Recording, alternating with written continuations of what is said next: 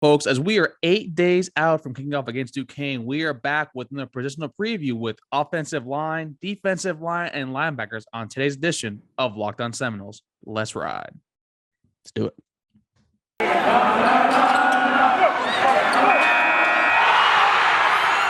You are Locked On Seminoles, your daily podcast on the Florida State Seminoles, part of the Locked On Podcast Network. Your team every day.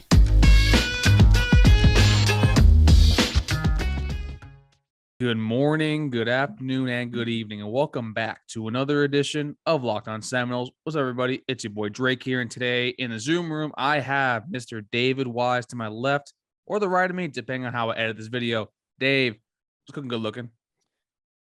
Well, by the time everyone listens to this, 24 hours later, we'll be awake from college football or FSU football. That's man, it feels like we've been waiting a long time for this. Oh, thank God it's finally here, because there's only so many times that we can do hypotheticals, what ifs, and then Previews. But pretty much this time next week, it'll be put up or shut up as Mike Norvell heads into year 3 with the current roster at hand. And no better people to basically talk about today than the big men up front in the trenches, starting with the offensive line. Dave, we saw that with the addition of Caden Lyles, he actually will be out for the remainder of the season. Due to a lower leg injury. Mo Smith, we believe, might not be fully available for the first few games. So far, it seems that the depth that we've been discussing ad nauseum here on the program actually will be put to the test in the first few weeks. Dave, what's your outlook for this offensive line? And also, since this is how we do it here, give me the starting five that you want to see heading up against not only Duquesne, but also LSU, because I feel the answer will be a little bit different for both. Yeah, my answer is very different right now. If Mo Smith, Caden Lyles won't be available, as we all know, for this season. If Mo Smith is not a go at center, I don't have an answer for you. Like, I know we've cross-trained, and I know the staff, probably feels decent about where we are because, like you said, we've talked an awful lot about the depth. Like, we talked about the fact that we could lose a few linemen, and worst case scenario, because of the transfers and the good high school recruiting class, we'd be where we were last year along the offensive line. Last year, I think we were still an above average offensive line. The run blocking left a lot to be desired. The pass blocking wasn't bad. And if we were to have the same line this year, it should improve just by virtue of continuity. But if it's not worse than it was last year, I think we could still have a decent season. So the question of who I want starting at the offensive line, I'm not going to give you an answer at center. I don't feel confident in any answer I'm going to give you. Come on, you can do a D-Wash or a Schrader or even a Bryson Estes, Honeybum Bryson. Come on, my man. Come on, my guy. That just screws up the whole offensive line. Like, obviously, the things we know for sure that we want. I think we know we want Robert Scott starting at left tackle, right? Can we agree on that? Right tackle? Or right tackle, sorry. Actually, I would have him at left tackle, yeah, but I would have him on left tackle and I have Bless Harris on the right side, personally. Sure. Okay, sure. We do know that in terms of depth purposes, Turnetine has had a good fall camp. So, and I think you were big on him when we found out he was committing. So there is depth at the tackle spots. Dylan Gibbons, he's a lock for starting at left guard. We feel very good about him. He was our best offensive lineman, both in terms of pass blocking and run blocking, I believe, last year. And great dude too. He is, and he's. I mean, that's just icing on the cake. The dude's the best offensive lineman we have. We're lucky to have him. At right guard, I want D-Wash starting. That's where I want him. So you move him over to center. Just hypothetically speaking, who exactly is slotting in at right guard? Is it Thomas Schrader? It's Dimitri Emmanuel, my guy. Is it Dimitri Emmanuel? Okay. I personally would have Dimitri Emmanuel going in, and I would honestly have probably D-Wash snapping until I guess Mo Smith is like fully healthy. Because if Mo Smith is as hampered as we believe to be, I would like to, rehab a little bit, gain the weight back because you were doing so well in the offseason, and then come back when you're fully healthy, because there's no reason to rush him to go up against LSU, where we believe it's more of a now that we've had a few days to do it over, it's still going to be a tougher game, but we all know that defensive line for LSU is going to be one of the top units in the country.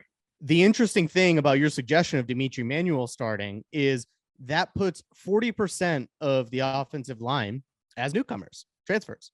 So if 40% of the newcomers are transfers, and we feel good about them. And we're relying on 60% of our returners from last year that include Robert Scott and Dylan Gibbons. That's a good group. You should feel good, even with the injuries, I believe, about the offensive line, not just because we're going up against Duquesne. I mean, literally, me and you could start on our offensive line against Duquesne, and we'd probably get some pancakes. And I do love some pancakes. I ain't gonna lie to you. And I'm just saying it because I'm a big guy. Right. So if the question is, how do you feel about the offensive line against Duquesne? No one cares. We feel great. Pick anyone. The question about moving forward, though, if Mo Smith can't heal up, becomes a more interesting one. He played through a lot of injuries last year. It seems like he's a tough kid. Right now, it doesn't make sense to have him go against Duquesne because we don't need him. But if he's not ready for that LSU game, I think I worry about how much pressure is going to be put on Jordan Travis. And if we're too worried about that, we're going to try to establish the run, and the run blocking was already bad last year. So if that doesn't improve, we have a plug and play at center that doesn't feel good going in LSU. So the only question I would have is, how soon are we getting Mo Smith back? Because I do believe he's that important to the performance of this offensive line. So then moving, I guess, past the LSU game, how would you feel about the offensive line? Say, I guess, because now I guess the Louisville game is going to be the week after the bye week from LSU, so it's going to be basically almost a month from now. How would you feel, I guess, for the offensive line going from Louisville on? Because LSU is going to be a tougher game because that defensive line, like I said before, is very, very good. How do you feel, I guess, moving forward with that? Because I'm actually a little more bullish on this offensive line that wants the best offensive line we've had in quite some time. I do believe it's going to be in the upper half of the ACC. And if Mo Smith comes back fully healthy for that Louisville game, quite honestly, I would not be surprised if we have a top 5, maybe a top 4 offensive line in the conference. Yeah, and look, to be clear, when I say I'm worried relative to like the lofty expectations I had for this offensive line. Injuries to starters on the offensive line and the starters backup. That sucks. That being said, the run blocking can't get worse than it was last year. You're going to see it better. That's going to help the running game. The pass blocking, I don't expect to fall off.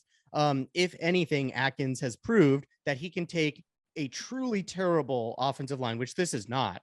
This is the most talented offensive line, like you said, we've had in a long time, and make the most out of them. That seems like what Atkins is best at. Bring kids in and squeeze the absolute most out of them.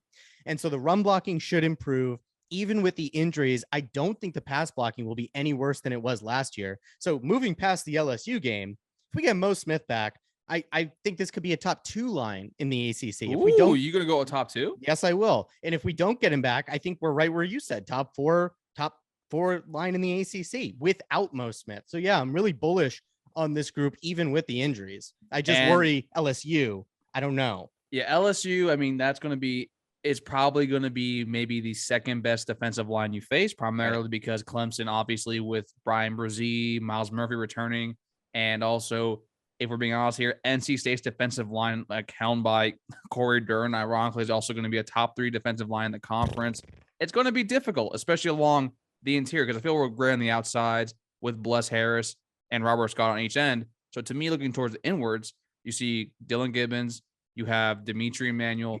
And then I love D-Wash. I think D-Wash has probably been sort of your unsung hero along the offensive line the past few seasons after being in Willie Taggart's first class. He actually did practice last year several times snapping because there were snapping issues throughout the entire course of the year. So to me, with D-Wash coming in, and also it looks to me that it appears that Jaszton Turnetine, the South Carolina transfer, is going to be instrumental actually as a depth piece. And that's something that I'm excited about because, as I was saying before, my good friends in my degenerate gambling chat, aka the Boner Dogs, were our big South Carolina boosters.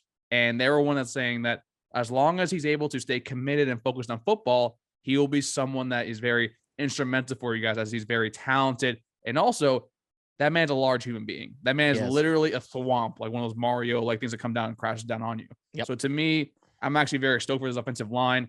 And folks, that's not the end of our trench talk. We're going to be moving forward to the defensive line as we speak. But first is about the time of the day again, is our Fade Dave segment with betonline.8.net, our title sponsor. Dave, are you ready for your line of the week?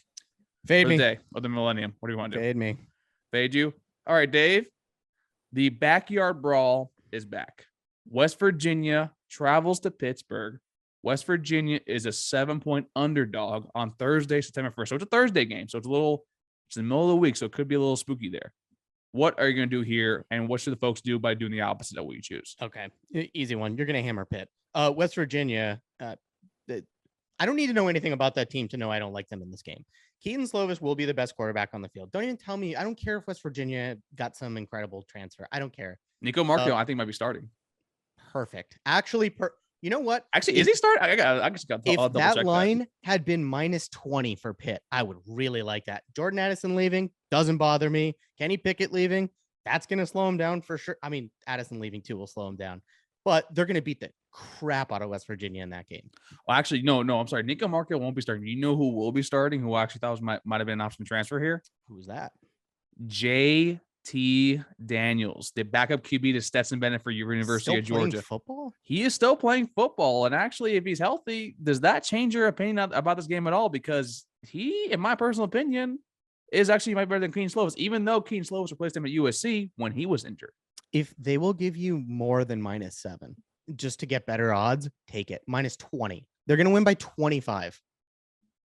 Pitt. And that's where the hyperbole comes in, folks. Fade Dave, take West Virginia +7 because I'm not going to lie to you. After learning about JT Daniels' revenge game against Keaton Slovis for being basically Wally Pitt at USC, take West Virginia +7, Fade Dave, and let's go make some money at BetOnline.net. Promo code Locked On, LOCKEDON, BetOnline, where the game starts. And we're back and we're rolling today with your favorite daily Florida State Seminoles sports talk show, podcast, or however you enjoy the medium here. Please don't forget 5-star reviews in our podcast, Spotify, Stitcher, wherever you get your podcast from. Also, like this video, hit the subscribe banner up on YouTube, ding the little bell, and also we just want to thank you for making Locked On Seminoles your first listen each and every single day. Dave, you're a big trench guy. You love this defensive line. You've been basically hammering the defensive line talk since we started the show with back in the day with Marvin Wilson, Corey Dern, till last year too as well. And now this year, you probably think that this defensive line could be tops not only the conference, but possibly the most disruptive unit in the country. Yeah, I'll end the hyperbole from the Fade Dave segment and tell you right now, this is the best defensive line in the ACC, and this will be one of the 5 best defensive lines in the country. Better than Clemson? We have a better defensive line than Clemson, yes. I believe you will see that play out. Look, okay. You and Max last week both came on. That's going to be you. That's going to be you. Okay. You and Max both came on and called Jared Verse the best player on the team when we did the Madden ratings, or a couple weeks ago when we did that. You both said Jared Verse was the best player on the team. Taking him out, we would have one of the best offensive lines in the ACC because defensive lines. I don't know what to expect from Jared Verse. I've seen the pictures. I've seen the videos. I expect a lot, but you know what I do expect? I expect the combination of Robert Cooper and Fabien Lovett to be one of the best interior defensive line tandems in the country, arguably the best. Backing them up, you have Malcolm Ray sitting there, who I think is a very capable player. That is an incredible 3 to have at the defensive tackle spot. And people, again, don't realize this is the first time you've heard me talk about Dennis Briggs, you need to hear this. Dennis Briggs was the best defensive lineman we had per PFF last year. That includes Jermaine Johnson. Dennis Briggs had a higher pass rushing grade than Jermaine Johnson. He was arguably our best D lineman before he got injured. This year, if he can stay healthy, he could be our best defensive lineman. He could work his way well up the draft board. This could be a money year for Dennis Briggs. So I expect another hell of a performance out of him. If he stays healthy, that's it. You have Dennis Briggs on one side, Jared Verse, and there's a name I haven't even mentioned that you can talk about more. Derrick McClendon, could be a starter for most ACC teams on the end. So you have 3, Dennis Briggs, Derrick McClendon, and Jared Verse at the end spot. You have Robert Cooper, Fabien Lovett, Malcolm Ray, Jarrett Jackson, guys like that at the interior defensive line spot. This defensive line should be better than last year, despite losing Jermaine Johnson and the best in the ACC. One, I'm very, very high on his defensive line too. I'm not going to go as far as saying it's going to be the best in the conference because, like I said in the previous segment, I think Clemson's with those 2 I mentioned before, and also possibly NC State are going to basically be the production's always been there. And also we're still going to wait to see how Dennis Briggs comes back from his injury. But I do agree that Dennis Briggs to me is going to be probably your most important piece along the entire front because he'll fill that Keir Thomas role. And quite honestly, like Dave, you were stating, graded out wise, he was your best defensive lineman. It only was that he wasn't the sexiest name out there. Yeah. You hear Jermaine Johnson comes from Georgia. Obviously, sexy name, SEC transfer. He comes in and produces and basically has the best 1 year, run your resume on a defensive end that Florida State's seen in a very long time. So with Dennis Briggs, coming back, if he's able to capture what he had last year and basically over a full course of a season be healthy, that's scary. And then Derrick McClendon, to me, is someone that I've been extremely, extremely high on because he was able to sit back and watch from a Jermaine Johnson for a full season, basically how to attack being a true pass rusher. And that's someone that has the tools, has the build, has the speed and the talent to basically not replicate that. And that's more what I think was defensive line. You can't replace a Jermaine Johnson with one player, but you're able to replicate the disruption and basically the impact he had in the game with several different players. Yep. Jared Jackson, if he stays fully committed and focused on football, that kid's going to be a stud. And that's someone that basically will be great on third downs. And also, we forgot Josh Farmer. Josh Farmer has basically remolded and reshaped his body to basically be that defensive tackle that we really wanted. Yep. And I said this 2 years ago when he committed, he looks like DeMarcus Walker to me. And I'm just going to say it too. He rocks number 44. You can't tell me that's basically like, it's the cosmos. It's the planets lining up for him to be a great defensive lineman here. And right now, I have no reason to doubt Odell and also now Pap, because Pap, I love that dude, the Greek freak, in their development of his defensive linemen. So, Dave, I'm right there with you. This defensive line is going to be so much fun to watch. And quite honestly, it's the best unit on our team. And it's going to be a reason why we are still in games and also probably with this defense, possibly top 25. Even though Adam Fuller is still the coordinator, which is hard for me to say because you know how I feel about that guy. Yeah. So, I mean, the bold prediction being that this will be a better defensive line than last year. But what I just love most about it is the interior of the defensive line is going to make it almost impossible for teams to run up the middle. But on the outside, you have Jared Verse, Dennis Briggs, Derrick McClendon. Those guys are going to be able to eat rushing the passer. And if there's double teams on the outside, the guys on the inside can rush the passer too. So it's going to be really tough to pick who you're double teaming on this line because there's a lot of guys that can beat you and disrupt the passing game, which will have a domino effect of helping out the linebackers that we'll get to next and the defensive backfield. I expect more sacks than last year, and I expect a better run defense than last year. And I expect a full team and a full defense to basically be swarming the QB. And quite honestly, I expect Fabien, Lovett, Robert Cooper, and Dennis Briggs to hear their names probably be called down in April. Yep. And folks, once again, thanks you guys so much for making Locked On Seminoles your first listen each and every single day, where you're your team's experts each and every single day. The ultimate college football preview is here, a 7-episode preview with college experts, local team experts, and Odyssey college football insiders. It's everything you need to be ready for the college football season in just one spot. Search for Ultimate College Football Preview on your Odyssey app, YouTube, or wherever you get your podcasts. All right, Drake. So we're coming back from talking about probably the best unit on this team. And let's turn now to what for the last half year, pretty much any Florida State fan would tell you is the worst unit on this team, but not so fast, my friend. I don't think this is the worst unit on this team this year. Are the linebackers going to be the most improved unit on the team, especially adding a Tatum Bethune? If it wasn't for the 4 kids that we brought into the wide receiver room and also what we're hearing out of camp for Johnny Wilson, I would honestly just say they're immensely primary because I am a huge fan of Tatum Bethune. That kid's really damn good. I mean, the kid had 100+ tackles over at UCF. He had 10 tackles for loss. His pursuits there instantly is your best coverage linebacker, run defense linebacker. He's someone that you wanted to put in the fold. And also, I don't know how much of an impact. He is going to be so instrumental in making Kalen DeLoach not have to feel he has to do every single little thing and be able to play more in space. Because Kalen DeLoach, to me, quite honestly, he's my favorite player probably along in the defense because he's so much fun to watch. I mean, we saw the safety against Boston College. That kid does not give up.